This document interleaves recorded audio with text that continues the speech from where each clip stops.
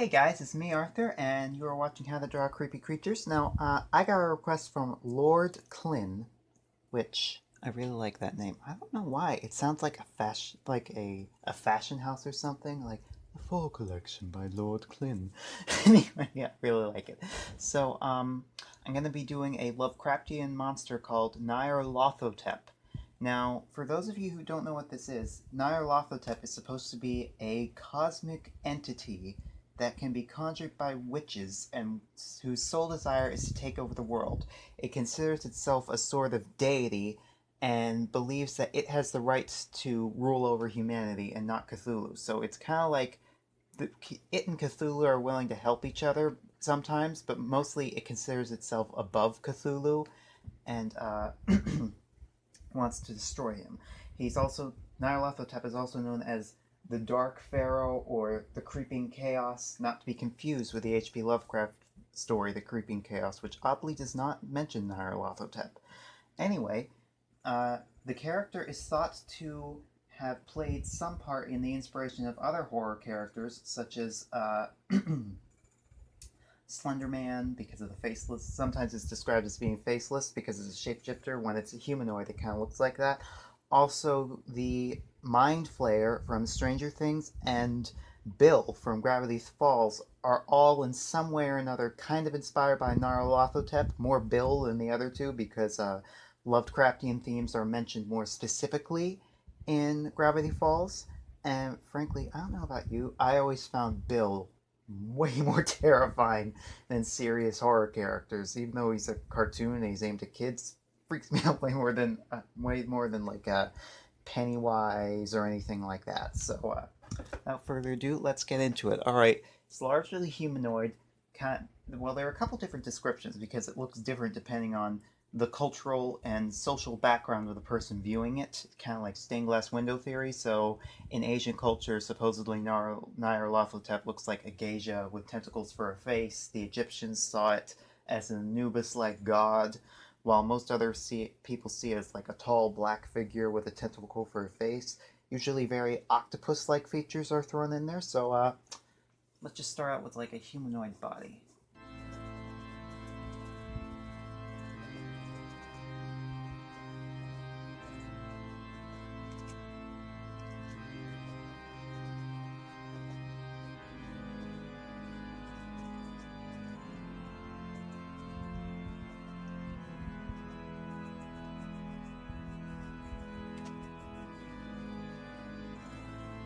Alright, we got the basic shape now. You see how the arms are a little bit elongated? That's kind of like, let's lengthen this arm a little bit so it's more even.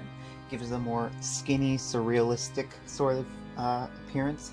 This almost looks like a cloak or a gown, except it's going to be all made out of tentacles. Has a tentacle for a face. So far pretty cool. Also, it said that it's supposed to have like this all-seeing eye, which it holds in its hands. Not all forms look like that. Sometimes it does. I just think that that's a cool feature. So I'm going to shape my eye like a pyramid to get some more Egyptian themes in there. So let's keep going.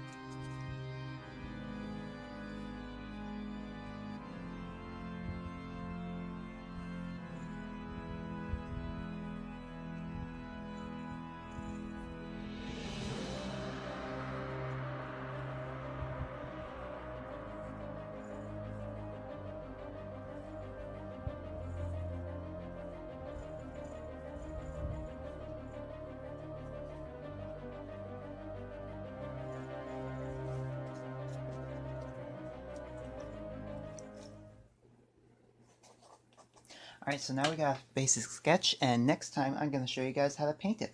Alright, thanks so much for watching, you guys. My email address and a link to my Patreon page are in the description. And if you want to make any suggestions for future shows or anything of that nature, just go ahead and leave that in the comments. I'll be sure to get back to you. Also, anybody who finished the lesson on the show and would like to show off your artwork, you can just send to me. And as long as you give me your permission, I'll show off on the show with your name so everybody knows that you did it. Thanks so much for watching, you guys, and goodbye.